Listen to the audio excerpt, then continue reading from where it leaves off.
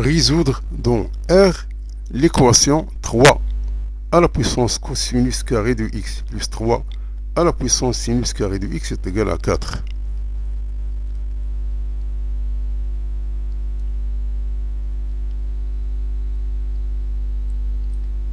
Donc on a, quel que soit x appartenant à R, 3 à la puissance cosinus carré de x plus 3 à la puissance sinus carré de x égale à 4. Et on sait que cos carré plus sin carré est égal à 1. Autrement dit, cos carré est égal à 1 moins sinus carré. Donc on va remplacer le cosinus carré par 1 moins sinus carré.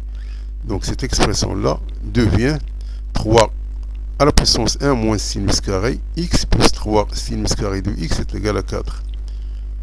Donc ça, c'est 3 à la puissance 1 qui est multiplié 3 à la puissance moins sinus carré de x plus 3 sinus carré de x est égal à 4.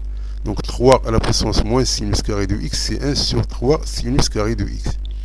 Donc le produit des extrêmes est égal au produit des moyens. Donc on aura donc 3 plus 3 sinus carré de x qui multiplie 3 à la puissance sinus carré de x est égal à 4 qui multiplie 3 à la puissance sinus carré de x. Donc ça c'est 3 et ça c'est 3 sinus carré de x au carré. Plus moins 4, 3 sinus carré de x égale à 0. Donc, si l'on pose t est égal à 3 à la puissance sinus carré de x, donc cette équation-là se transforme en équation de second degré.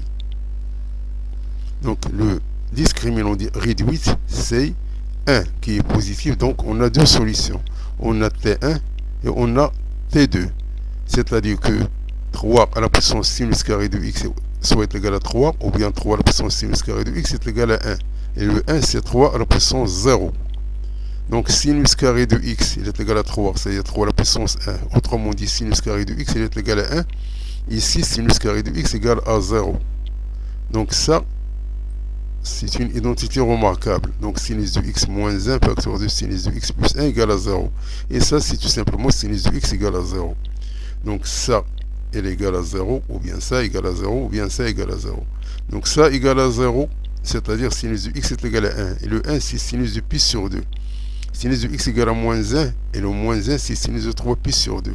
Et sinus de x égale à 0. Donc ça nous donne pi sur 2 plus 2 capi. Ça nous donne 3 pi sur 2 plus 2 capi. Et ça nous donne capi.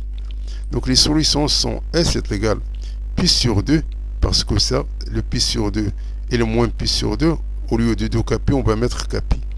Donc ces deux solutions sont tout simplement réunies en cette solution-là. Donc c'est pi sur 2 plus capi. Donc il y a l'autre solution, c'est capi avec k, c'est un élément de z.